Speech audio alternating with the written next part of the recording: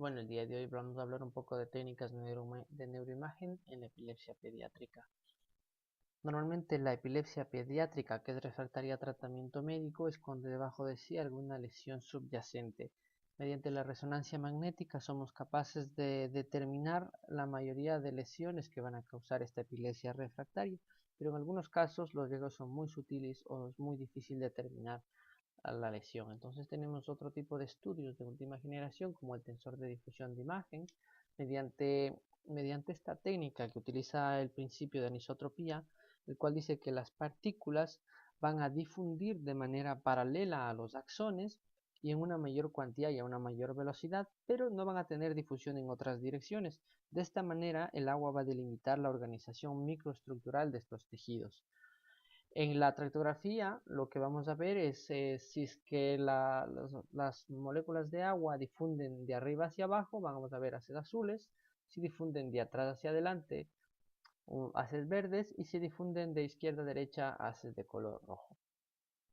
Otra técnica de bastante utilidad en la determinación de estas lesiones son los estudios de PET-resonancia utilizando la 18-fluorodeoxiglucosa. Mediante este metabolito vamos a valorar la actividad metabólica de las lesiones. Si es que está en el periodo ictal, por ejemplo, van a ser áreas hipermetabólicas, y si está en el periodo interictal, es decir, cuando no tiene convulsiones, van a ser áreas hipometabólicos. Y la magnetorresonancia nos va a permitir determinar el área de mayor actividad eléctrica con una precisión mayor al electroencefalograma. La displasia cortical focal suele ser bastante difícil en muchos casos de diagnosticar, ya que las lesiones no suelen asociarse a normalidades de la giración, a diferencia de otras malformaciones del desarrollo cortical que suelen incluir praquigiria, microgiria, y son más visibles en la resonancia. A diferencia de esto, la displasia cortical focal suele tener cambios muy sutiles.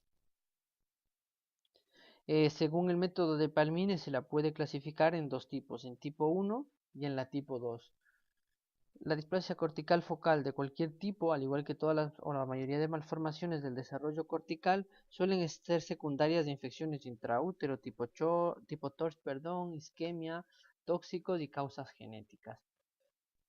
La diferencia entre la tipo 1 y la tipo 2 va a ser una diferencia más bien histológica. La tipo 1 se dice que existe una deslaminación de la corteza comparada con la corteza normal, y en la tipo 2 una deslaminación de la corteza con algunas neuronas dismórficas en estas áreas de deslaminación. Pero esto es un criterio histológico. Radiológicamente va a ser muy difícil diferenciar la tipo 1 de la tipo 2.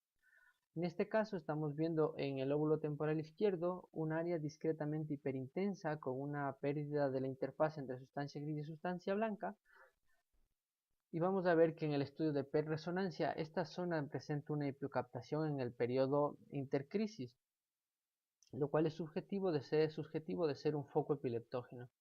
Aquí tenemos otro ejemplo en el cual estamos viendo un área de hiperintensidad en el giro frontal inferior derecho, con un engrosamiento de la cortical, un borramiento de la interfaz entre la sustancia gris y la sustancia blanca, y vemos que esta área en la PET-resonancia resulta ser un área también de hipoactividad metabólica, lo cual nos sugiere que este es el foco epileptógeno.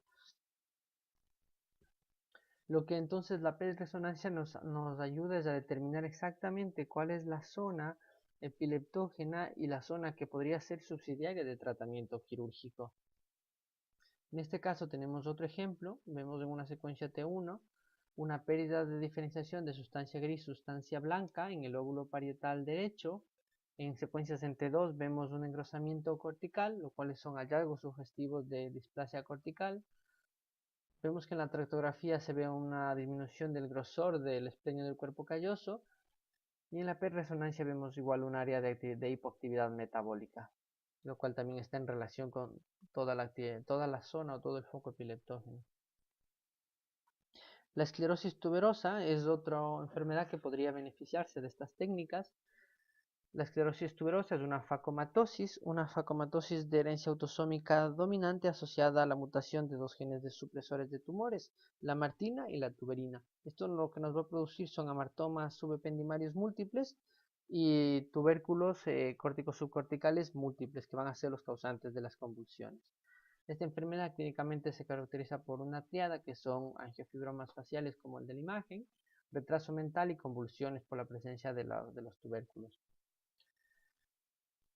Aquí vemos una imagen en la que vemos un nódulo subependimario o amartoma subependimario. Estos amartomas subependimarios tienden a calcificar, por eso se ve hipointenso en esta secuencia en GRET2 y también pueden realzar con contraste. Hay que tomar en cuenta que suelen evolucionar a tumores de células gigantes, los cuales también captan, pero suelen tener una velocidad de crecimiento bastante más alta y pueden provocar obstrucción del agujero de Monroe y producir hidrocefalia, en cuyo caso está indicado a un procedimiento quirúrgico, de lo contrario no se suelen tocar.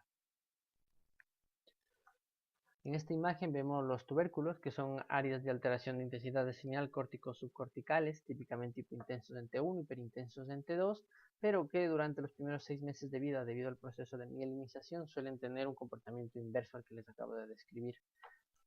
Además, la esclerosis tuberosa suele asociarse a angiomyolipomas múltiples, radiomemas cardíacos también múltiples, y algo que es característico de la esclerosis tuberosa son las bandas de migración radial. Estas bandas de migración radial, la patogénesis exacta no se sabe, pero se cree que se relacionan con la disfunción o la lesión de las fibras gliales radiales que forman más tardíamente, que van a formar los astrocitos, y a través de estas fibras gliales radiales las células neuronales van a migrar hasta la corteza desde la matriz germinal. Entonces se cree que hay una lesión en estas fibras gliales radiales, lo que da lugar a estas bandas de migración radial características de la esclerosis tuberosa.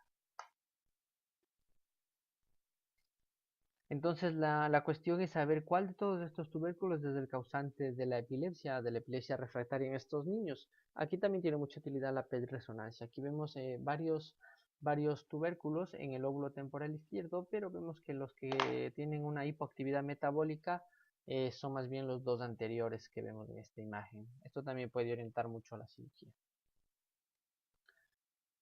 La hemimegaleencefalia es un trastorno asociado a neurofibromatosis tipo 1, esclerosis tuberosa, y síndrome de Klippel-Trenaunay-Weber, que este síndrome es una asociación de malformaciones en la cual hay malformaciones capilares, hipertrofia ósea, tejidos blandos y venas varicosas. Entonces es un síndrome, digamos, angio-osteohipertrófico. Suele asociarse a este síndrome y a otros síndromes más. En la hemimegaleencefalia nosotros lo que vemos es un crecimiento amartomatoso del córtex en uno de los dos hemisferios cerebrales, y esto se manifiesta como un engrosamiento cortical. También suele haber alteraciones de la sustancia blanca por hipermielinización. La fecha blanca lo que está indicando es un área muy hipointensa en secuencias T2 en relación con un área de hipermielinización. Además suele ser frecuente encontrar un agrandamiento del sistema ventricular ipsilateral al hemisferio afecto, y también puede haber afectación amartomatosa de los ganglios de la base ipsilaterales. En este ejemplo vemos cómo existe un área de hipercaptación en la corteza frontal y también en ganglios de la base en relación con el periodo postcrítico de este paciente. La esclerosis temporal mesial es un trastorno en el cual hay una pérdida neuronal, sobre todo en el hipocampo, aunque también puede verse afectado el fornis y el cuerpo mamilar. Entonces, a pesar de que se diagnostica mediante resonancia magnética y de todos los trastornos descritos desde el que tiene mejor pronóstico y mejor respuesta al tratamiento médico, no siempre se puede planificar la cirugía. Miren, aquí estamos viendo un área de atrofia del hipocampo, que es discretamente hiperintenso. Esta hiperintensidad se produce ya que existe pérdida neuronal y también suele haber gliosis reactiva, y esta área de gliosis suele ver hiperintensa. Entonces la PET-resonancia tiene su utilidad, ya que como vemos en la primera imagen, la zona de esclerosis mesial es bastante pequeña, pero vemos que en la PET-resonancia existe una afectación más extensa del lóbulo temporal. Esto lo que nos permite es delimitar antes de la cirugía cuál es el territorio que debería ser resecado para que el paciente logre una buena curación tras la cirugía.